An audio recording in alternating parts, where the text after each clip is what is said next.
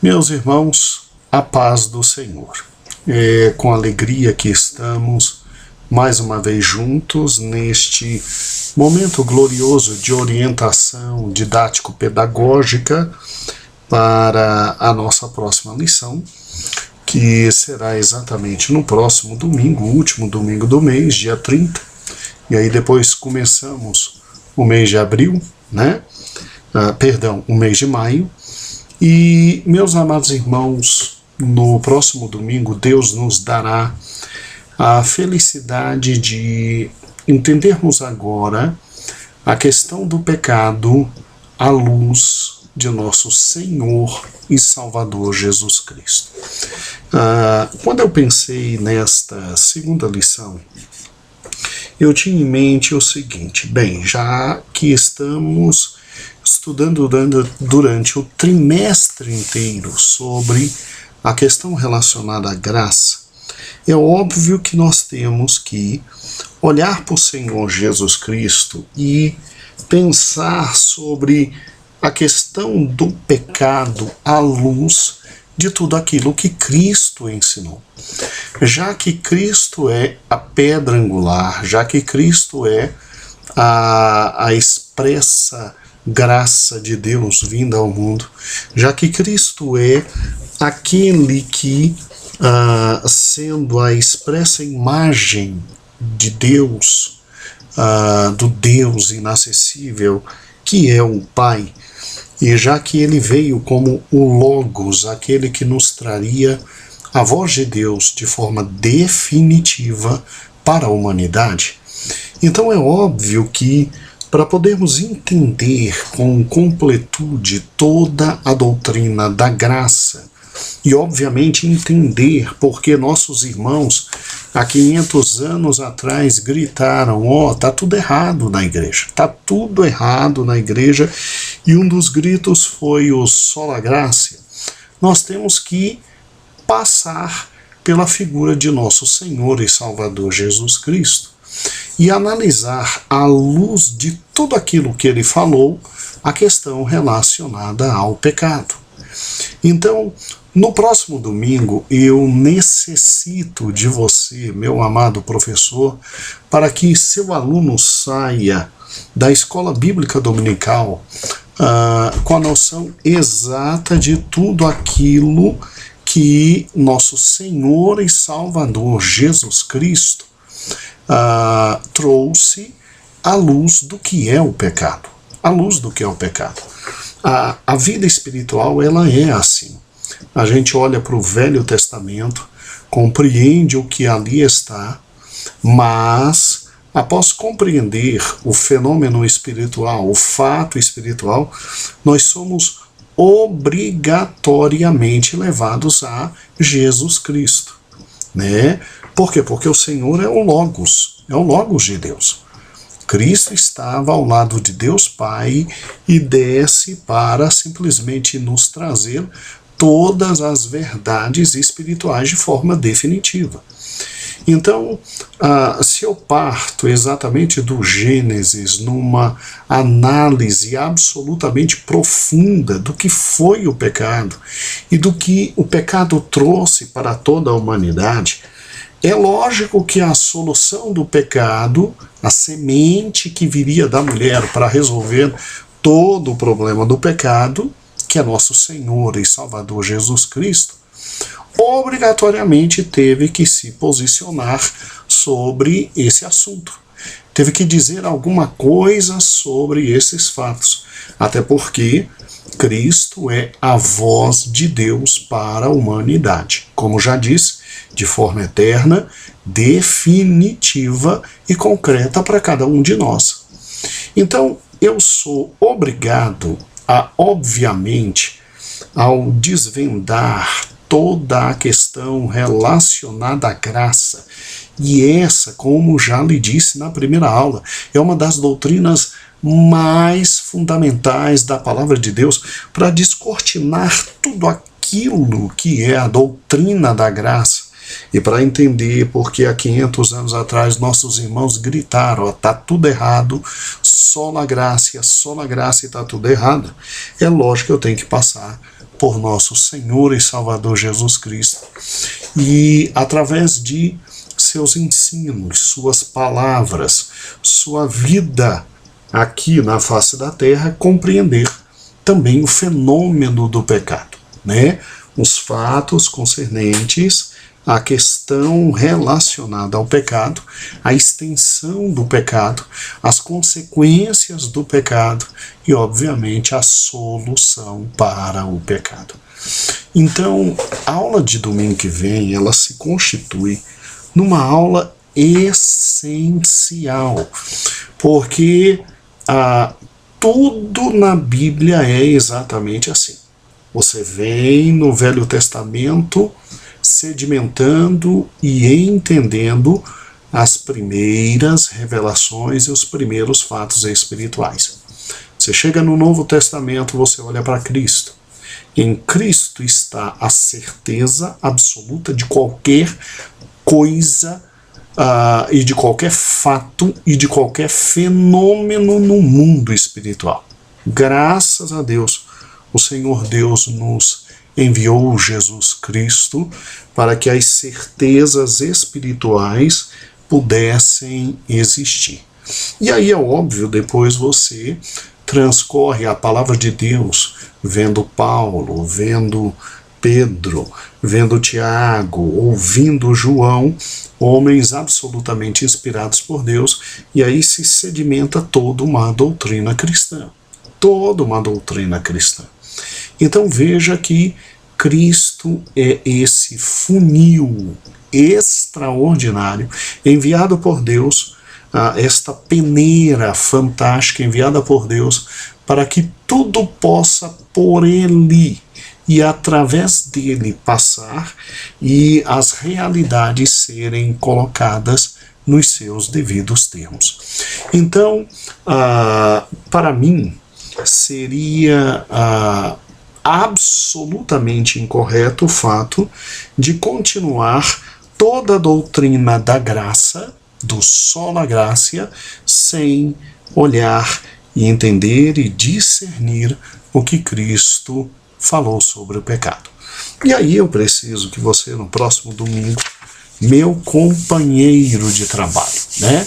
Minha companheira de trabalho, né? Nós juntos estamos sendo canal de bênção para a vida espiritual de nossos irmãos, e eu tenho uma alegria muito grande de estar com você.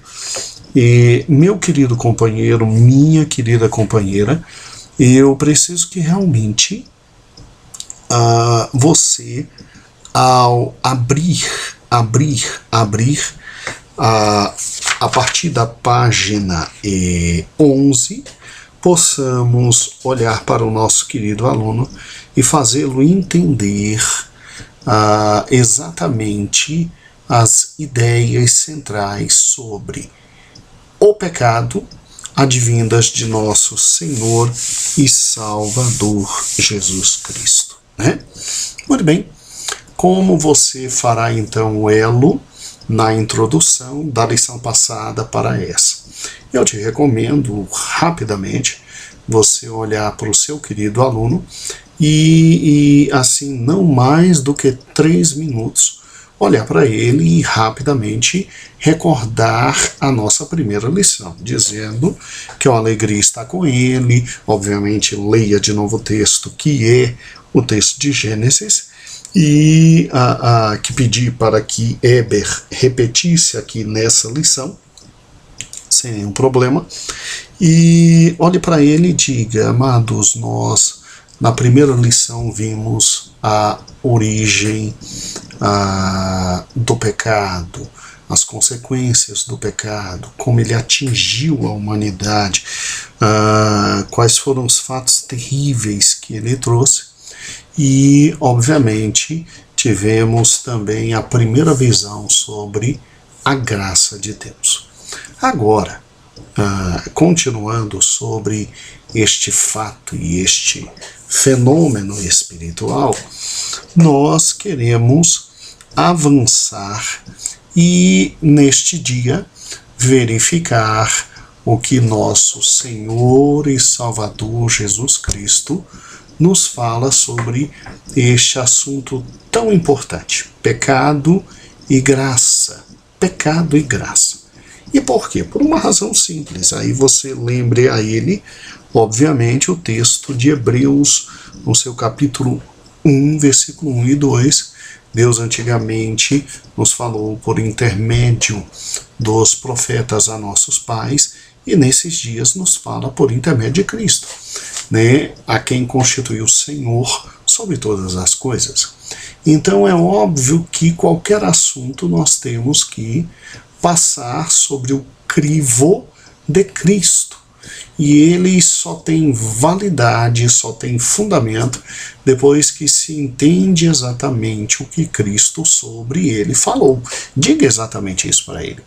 Então vamos analisar a doutrina da graça e o entendimento do pecado à luz de tudo aquilo que Cristo deixou para nós e nos ensinou. E aí, feita essa introdução, mostrado para ele a importância da voz de Cristo, que é a grande voz, é óbvio que você, por gentileza, trabalhe exatamente na sequência de como está aqui a nossa querida lição, né? E aí, eu preciso que você adiante com ele, trabalhe com ele, 3 grandes aspectos. O primeiro grande aspecto é a sinceridade extrema de nosso Senhor e Salvador Jesus Cristo, quando abertamente falou que pecado é pecado, que pecado é absolutamente fenômeno universal e que pecado conduz ao inferno. Isso é fundamental ele ouvir, porque se tem alguém que está trabalhando hoje muito para que o pecado não seja visto como pecado, para que as consequências do pecado não sejam tão relevantes como elas são, é obviamente Satanás. É obviamente Satanás. Nós vivemos num momento histórico muito estranho, em que muita coisa absolutamente incorreta é chamada de cultura, em que muita coisa absolutamente demoníaca é chamada de costumes. E espiritualmente, a questão do pecado está sendo objeto de tão pouca valoração no meio cristão, que nós estamos vivendo na era do tudo pode, do tudo está liberado, de que Deus é amor, de que quem está em Cristo alcançou a plena liberdade e que, obviamente, qualquer manifestação que vem de seus lábios, que vem de suas mãos, que vem de seus pés, que vem de sua pessoa, qualquer exposição de pensamento está valendo, porque se o Filho nos libertar, então verdadeiramente seremos livres, e aí vivemos num momento histórico muito difícil em que tudo está absolutamente liberado. Olha o momento histórico em que estamos vivendo. Está absolutamente tudo liberado, todo mundo pode fazer qualquer coisa, Deus é amor e Deus sempre vai perdoar, e obviamente, se o Filho nos concedeu liberdade, liberdade é então a possibilidade de se viver da maneira que se quer, da forma como se quer, sem prestar contas a absolutamente ninguém. Então, obviamente, o pecado deixou de ser pecado. É o mundo em que estamos vivendo.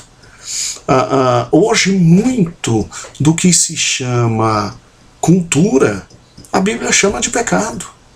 Hoje, muito do que se chama de costumes, promiscuidade, vida com liberdade, a Bíblia chama de pecado.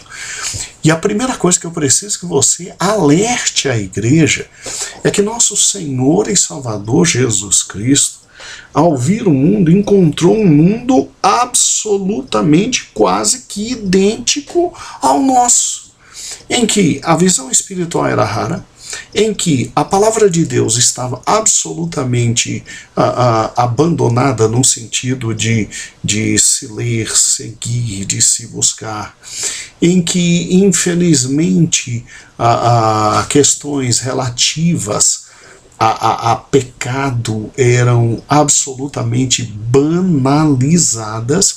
e a sociedade em que Cristo veio era uma sociedade absolutamente acostumada com o pecado, que tinha a capacidade de conviver com o pecado, de estar em vida próxima e de se admitir o pecado como um fato absolutamente normal e corriqueiro do seu dia a dia.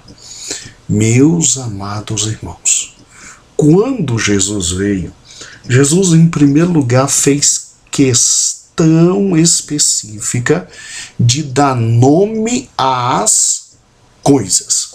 Como dizem por aí, dar nome aos bois. Jesus nunca chamou pecado por outro nome. Jesus sempre chamou pecado de pecado. Jesus sempre lutou contra o pecado. Jesus sempre denunciou o pecado. E se Jesus o fez, é porque pecado existe. Pecado traz consequência, e a pior de todas é o inferno. É o inferno. Ninguém pode se esquecer, meu amado irmão, que Jesus foi literalmente crucificado por simplesmente atacar diretamente o pecado em todas as classes sociais. Jesus olhava para a gente que se dizia, inclusive, muito religioso, e chamava esse tipo de gente de raça de víboras, e dizia que eles iam para o inferno. Para o inferno, por uma razão simples. Porque passaram a conviver com o pecado de tal forma, de tal natureza, com tal magnitude, que quando Jesus veio, irmãos,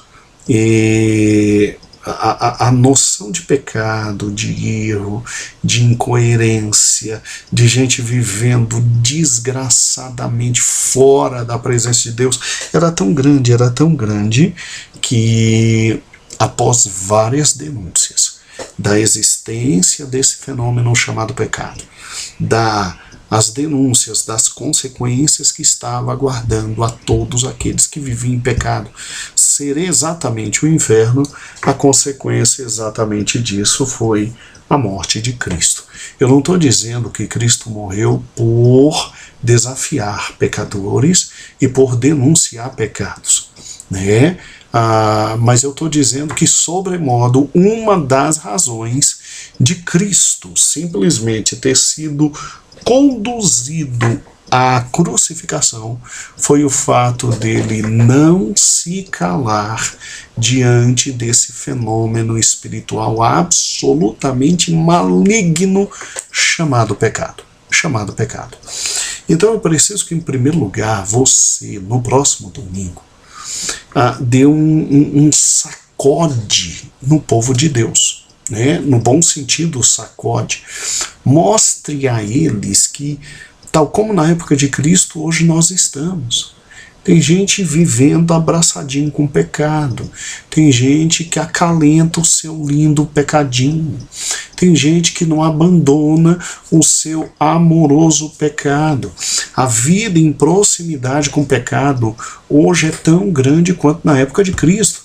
Mas Cristo denunciou, olha, pecado existe, não se convive com ele. Pecado existe, não se convive com ele, porque ele vai conduzir à morte. Veja que, para exemplificar, eu coloquei 6 momentos em que Jesus, de forma aberta, diz que ali está existindo pecado, né? Agora, isso aqui é meramente exemplificativo. Se eu fosse colocar nessa revista todos os momentos em que Jesus chamou o pecado pelo próprio nome, ó, isso é pecado, e você está indo para o inferno, meu Deus do céu, seria uma revista somente sobre tipos de pecado. Só sobre tipos de pecado. Mas eu fiz questão de, obviamente, caracterizar alguns momentos da vida de Cristo em que Cristo pega gente com problemas sérios na área do pecado e Cristo não se cala, Cristo não é conivente, Cristo ao contrário fala e expõe e diz: isso é pecado e vocês estão indo para o inferno. E aí eu preciso que você demonstre isso colocando no domingo que vem, no seu slide, etc., esses versículos. Vai colocando cada um dos versículos. Por exemplo, aqui na página 13, Cristo denuncia a avareza. Mateus 16, 16 a 23. Outro texto, Lucas 12, 13 a 21, Cristo fala claramente contra a avareza. Na página 14, o pecado da ausência de frutos. Cristo denuncia isso. O pecado da blasfêmia, aí no ponto C, olha, na página 14, o pecado da hipocrisia, o pecado da imoralidade, o pecado do sacrilégio. Quando Cristo chegou no templo, que ele viu o templo sendo utilizado de forma incorreta, mas Cristo não foi mais um que pegou e levou oferta falsa, que Cristo quebrou foi tudo. Por quê? Porque pecado existe. À medida que você for falando dos textos, não fica aprofundando a análise dos textos. Não, isso aqui são textos meramente exemplificativos. À medida que você for falando dos textos, você vai dizendo: tá vendo, Jesus denuncia, Jesus nunca abraçou o pecado, Jesus ama o pecador, mas Jesus nunca abraçou o pecado, Jesus denuncia, Jesus diz o erro, Jesus toca na ferida. Por quê? Porque pecado existe, e pecado conduz a morte espiritual. Veja que em todos esses casos aqui, à medida que você for explorando no próximo domingo, as consequências são inferno. Meu amado professor, pecado existe, as consequências são inferno. O diabo é que hoje fica maluquinho para passar um blush no pecado, passar uma maquiagenzinha no pecado, fazer com que você, de alguma forma, não denuncie, para não... Irmão, pecado é pecado. Pecado é pecado, tem que ser chamado de pecado e vai levar para o inferno.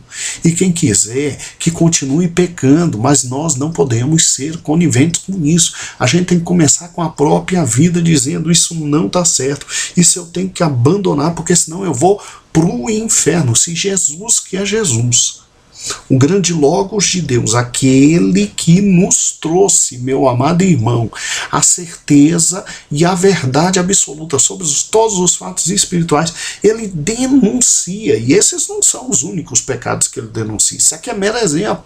Ele denuncia pecados, é porque pecado existe, e a consequência sempre que ele atrela ao pecado é a morte eterna.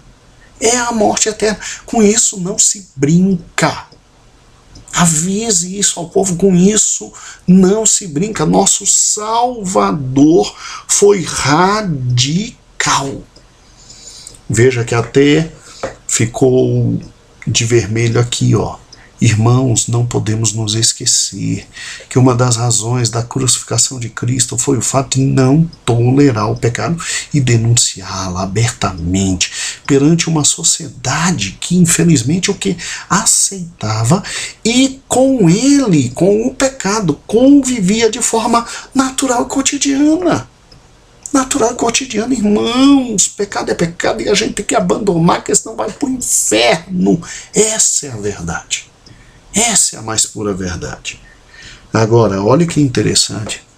Se Jesus, em primeiro lugar, nunca enganou ninguém e abriu verbo, como dizem por aí, sobre pecado, mais verdade ainda foi o fato de Jesus anunciar não só a existência e a consequência do pecado, mas o fenômeno da universalidade do pecado.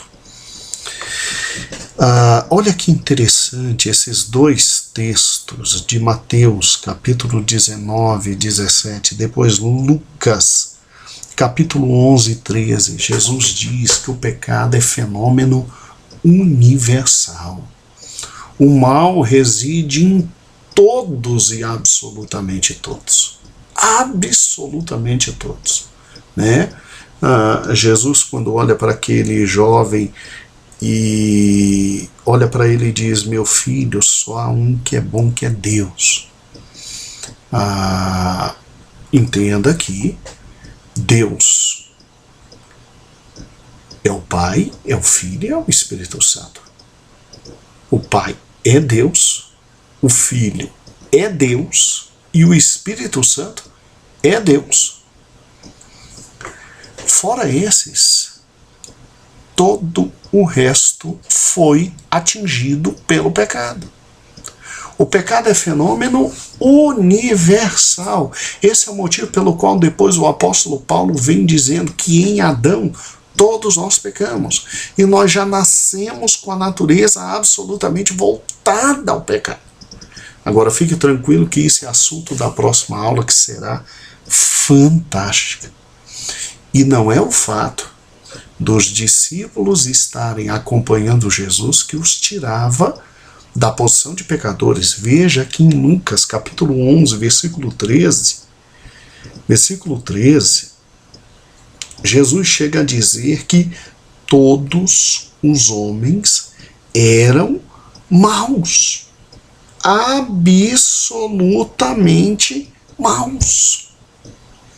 Então veja que quando Adão e Eva pecam e conhecem, se tornam conhecedores do bem e do mal, milênios depois vem Cristo, e Cristo não só denuncia a existência do bem e do mal, mas diz que no coração humano há uma tendência muito grande para o mal, ou seja, o pecado é fenômeno que atingiu a raça humana inteira. É exatamente isso que Cristo está dizendo.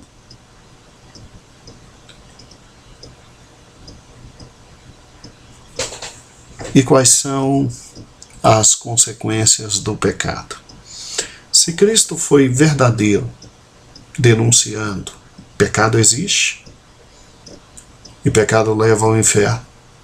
Se Cristo foi mais verdadeiro ainda, dizendo que todos os homens são por natureza pecadores, você acha que Cristo ia deixar de falar das consequências do pecado?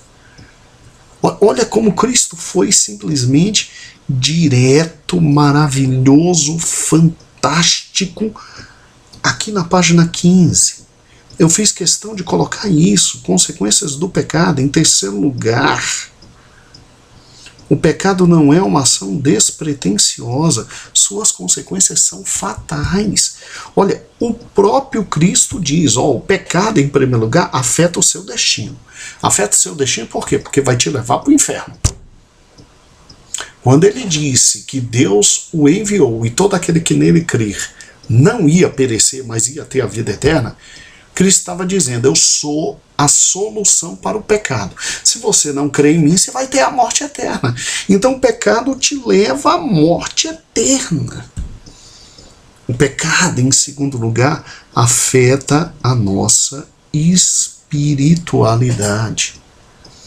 Porque o pecado tem um poder de nos afastar de Deus, nos tornar cegos para com a sua palavra e inimigos de Cristo. E aí é importante que você leia com eles João 8, 42 e 45.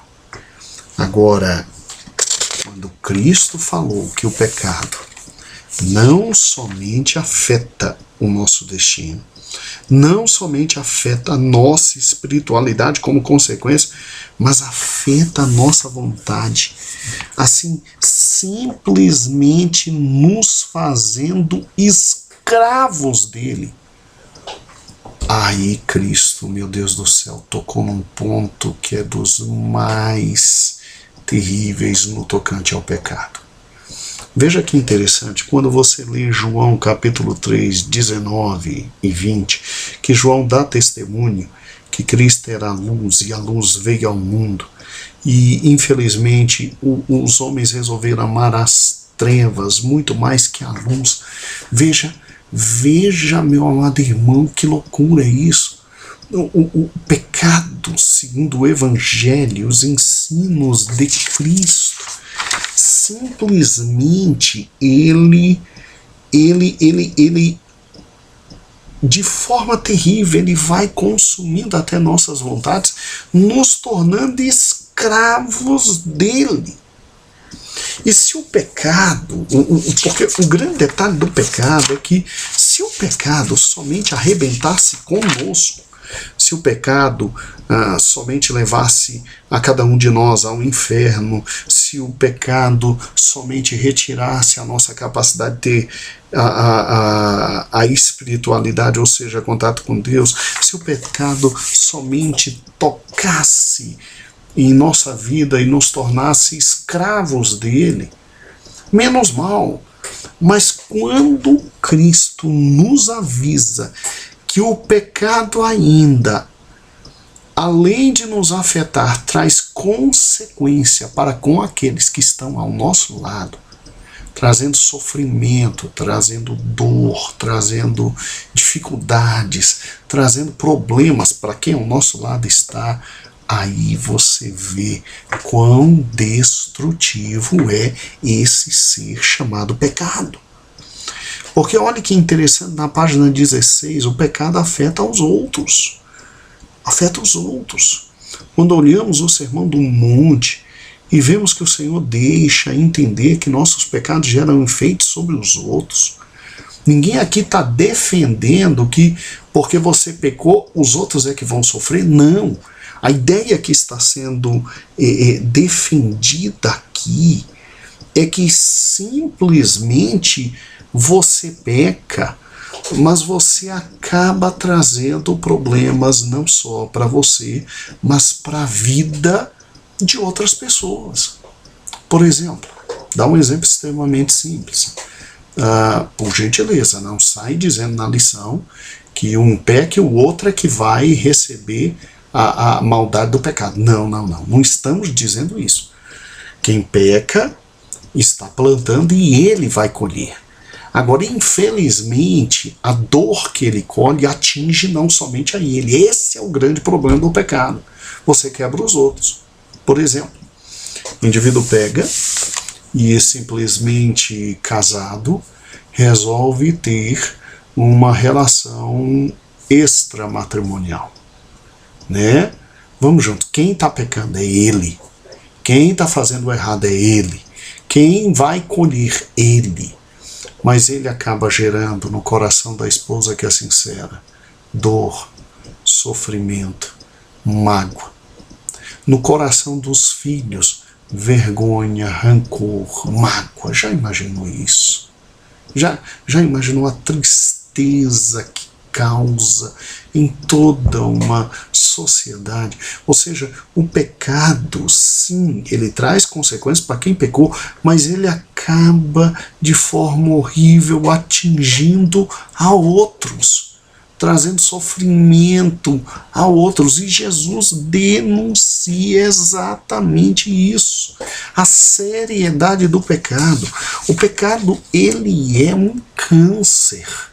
É isso que Cristo denunciou. Ele é um câncer, porque ele afeta a você, fazendo dependente dele, daí o fato dele afetar a nossa vontade.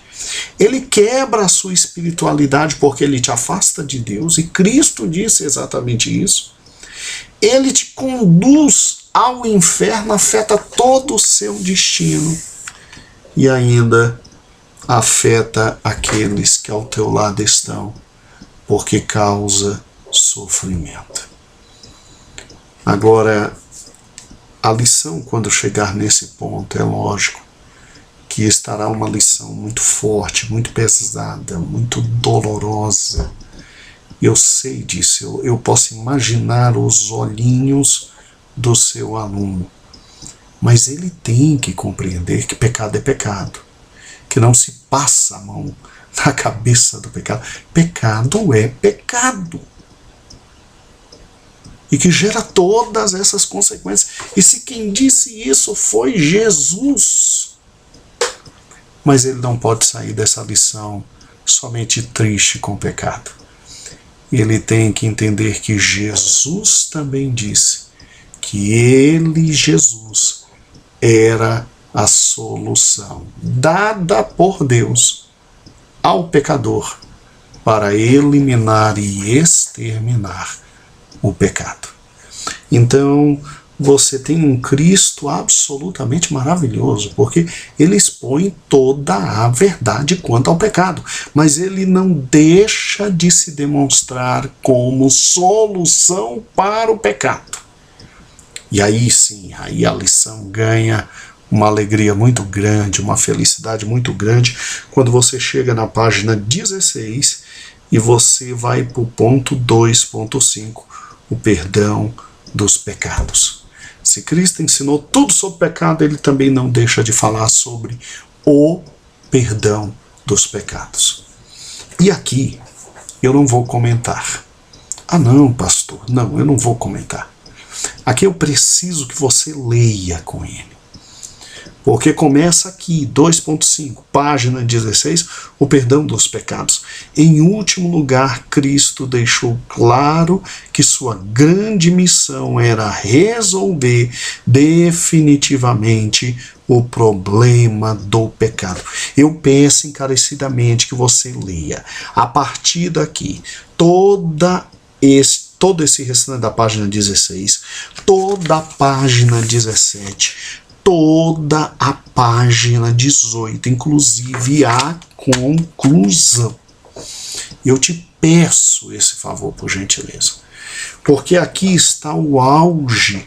O teu aluno verá que Cristo é literalmente a graça de Deus andando na face da terra, a graça de Deus se manifestando, porque Cristo é a graça de Deus. Cristo é a graça de Deus. Cristo é o ser designado por Deus para resolver todo o problema do pecado. E todo aquele que nele crê não vai perecer, porque em Cristo Deus resolve todos os problemas do pecado. Pastor, como é que isso foi possível? Lê com seu aluno. Lê com seu aluno. Eu te garanto que ao final da leitura estará praticamente olhando para o céu e agradecendo por tamanha graça, não só teu aluno, mas você também. Lê este ponto, por gentileza. E mostre para o seu aluno que em Cristo, Deus livra o homem eternamente do pecado e que basta uma única coisa. Basta crer em Cristo Jesus. Termine dizendo isso. Basta crer em Cristo Jesus. Eu no penúltimo parágrafo, aqui na página 18, eu deixei claro isso. Amados, dizer sola gratia é dizer, em última análise, solos Cristos, porque não há graça sem Cristo. Cristo é a graça de Deus manifestada. Manifestada. E aí ele vai terminar a lição vendo que em Cristo todo o problema do pecado foi resolvido. Absolutamente resolvido. E que basta uma única coisa. João 3:16. Deus amou o mundo que enviou seu Filho, para que todo aquele que nele crer não pereça, mas tenha a vida eterna. Então eu tenho que crer em Cristo. Se eu acreditar em Cristo, eu me submeto ao que Deus determinou para perdoar os meus pecados e não preciso de mais nada. E aqui o rompimento definitivo há 500 anos atrás com a igreja existente. Porque a Igreja Católica Romana nunca acreditou só em Cristo para perdão de pecados E, obviamente, a vida eterna, os caras desenvolveram a questão das boas obras, a questão do perdão por intermédio de pagamento de indulgências, fora o purgatório. Não tinha como crer nisso. Se a Bíblia diz que é só crer nele, e nada mais, só nele, que é a graça de Deus. Agora, para o teu aluno fechar isso, leia este ponto que estou te pedindo, que é a última parte da lição, o 2.5 e a conclusão. Eu conto com você. E eu oro por você, para que Deus continue te usando maravilhosamente. A paz do Senhor, meu irmão. Tenha um domingo maravilhoso e uma escola bíblica fantástica. Que o Senhor seja contigo. Um grande abraço.